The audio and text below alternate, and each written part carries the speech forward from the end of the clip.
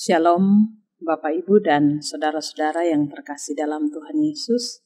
Selamat berjumpa kembali dalam program Suara Kebenaran Gemit Klasis Kota Kupang Timur. Adalah lebih baik kita memulai hari ini dengan membentengi diri kita dengan kekuatan firman Tuhan yang akan menuntun kita dalam perjalanan di hari ini. Firman Tuhan yang akan kita baca dan kita dengarkan pada hari ini, saya persiapkan dari kitab Habakuk pasal 3 ayat 17 sampai dengan ayat 19. Sebelumnya kita berdoa. Kami bersyukur kepadamu ya Tuhan untuk hari ini. Kau menganugerahkan kepada kami kehidupan. Sebelum kami memulai rangkaian kegiatan kami di hari yang baru ini, kami rindu mendengarkan kebenaran firman Tuhan. Marilah Engkau berfirman kepada kami, supaya firman Tuhan ini membentengi diri kami sepanjang aktivitas kami di hari ini. Terpujilah nama Tuhan. Amin. Kitab Habakuk pasal 3 ayat 17 hingga ayatnya yang ke-19. Doa Nabi Habakuk. Sekalipun pohon ara tidak berbunga, pohon anggur tidak berbuah, hasil pohon zaitun mengecewakan. Sekalipun ladang-ladang tidak menghasilkan bahan makanan, kambing domba terhalau dari kurungan, dan tidak ada lembu sapi dalam kandang. Namun aku akan bersorak-sorak di dalam Tuhan, beria-ria di dalam Allah yang menyelamatkan aku. Allah Tuhanku itu kekuatanku. Ia membuat kakiku seperti kaki rusa. Ia membiarkan aku berjejak di bukit-bukitku. Demikianlah pembacaan firman Tuhan untuk kita pada pagi hari ini. Tema perenungan sabda Tuhan bagi kita di pagi hari ini adalah hari esok penuh harapan. Bapak, Ibu, dan saudara-saudara yang terkasih dalam Tuhan kita Yesus Kristus. Pengharapan tidak selalu sejalan dengan kenyataan. Kita selalu berharap kehidupan yang mudah dan menyenangkan. Namun pada kenyataannya kita menemukan banyak kesulitan dan juga pergumulan. Pada titik itu kita jadi bertanya-tanya, bahkan kita juga ragu serta kecewa kepada Tuhan. Benarkah dalam Dia tidak ada pengharapan? Iman kepada Tuhan mengajak kita untuk selalu optimis dan memiliki pengharapan. Jika saat ini kita berjumpa dengan kesulitan, kita berjumpa dengan tantangan, kita juga berjumpa dengan kegagalan, belum tentu hari esok demikian. Disinilah kita diajak untuk meyakini bahwa harapan selalu ada di dalam Tuhan. Habakuk hidup pada zaman di mana bangsa Israel mengalami penindasan oleh musuh-musuhnya. Keadaan seperti itu hidup menjadi tidak bebas. Juga tidaklah gampang mempertahankan hidup di dalam iman. Masa-masa yang sukar di mana musuh-musuhnya selalu menindas menyebabkan sendi-sendi kehidupan menjadi terpengaruh.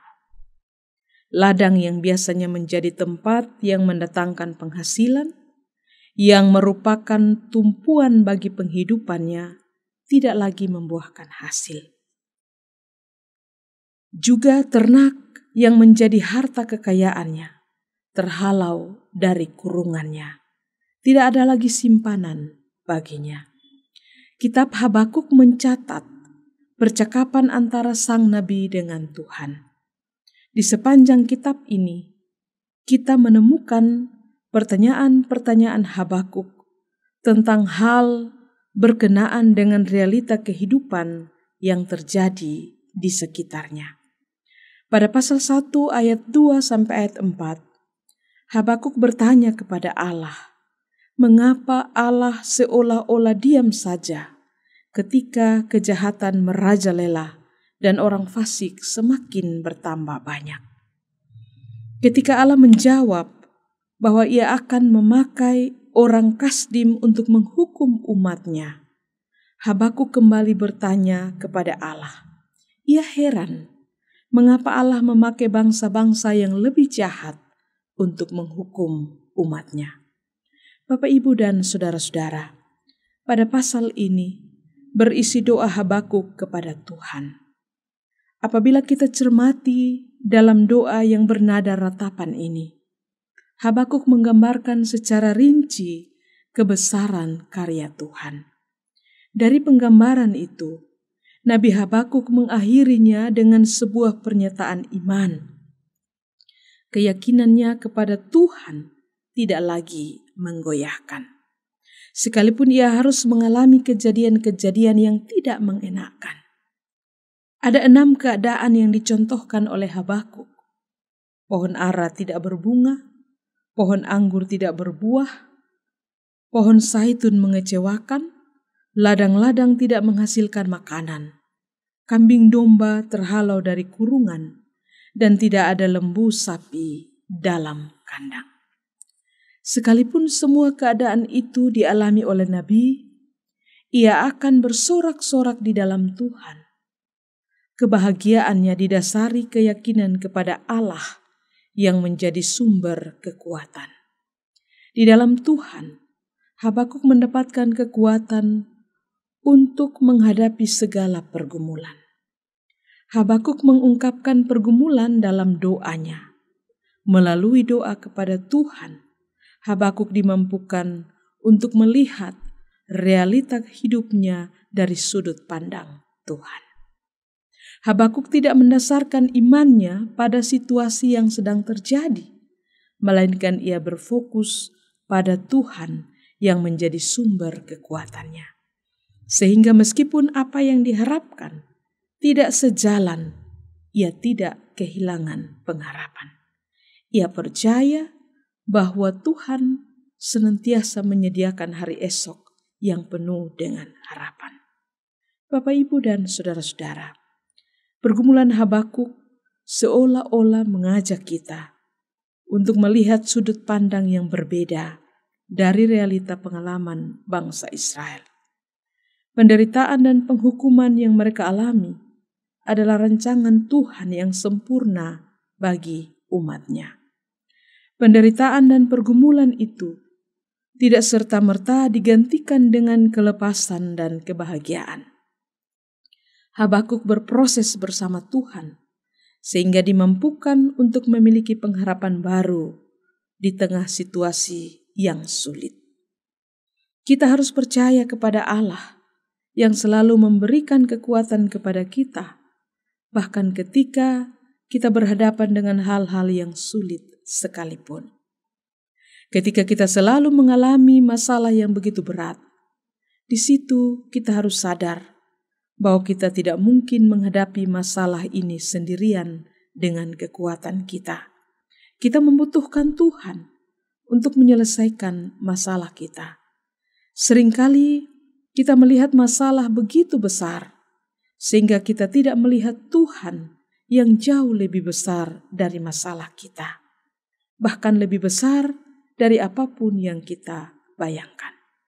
Bapak, Ibu, dan saudara-saudara, setiap orang tentu mengharapkan hal yang baik dan hal yang menyenangkan untuk terjadi dalam kehidupannya. Misalnya saat sakit, kita berharap menjadi sembuh melalui berbagai upaya yang dilakukan. Pengharapan menjadi kekuatan tersendiri sehingga kita dapat terus menjalani hidup. Dalam kenyataan, pengharapan tidak selalu sejalan dengan realita. Status kita sebagai orang yang diselamatkan tidak serta-merta membuat kita dilepaskan dari segala macam pergumulan. Tidak juga memastikan doa kita terkabul sesuai dengan harapan kita. Adalah baik untuk memiliki pengharapan akan hari depan yang lebih cerah. Alangkah lebih indah ketika kita bisa menaruh pengharapan kita kepada Tuhan, sehingga meskipun realita tidak sesuai dengan harapan, kita mendapatkan kekuatan untuk terus menghadapinya. Pengharapan tidak terjadi secara instan. Pengharapan seperti Habakuk punya muncul dari relasinya dengan Tuhan di dalam doa. Sebagai orang percaya, kita pun dipanggil untuk memiliki relasi dengan Tuhan dalam doa yang akan menolong kita menemukan pengharapan di segala situasi hidup yang kita jalani. Amin. Mari kita berdoa.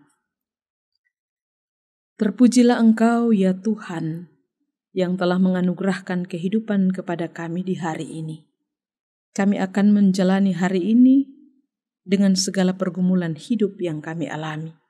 Satu yang kami mohon kepada Tuhan adalah, mari kuatkan iman percaya kami, untuk kami selalu ada dalam keyakinan bahwa hari esok senantiasa penuh dengan harapan yang datangnya daripada Tuhan. Terpujilah namamu, ya Tuhan. Amin.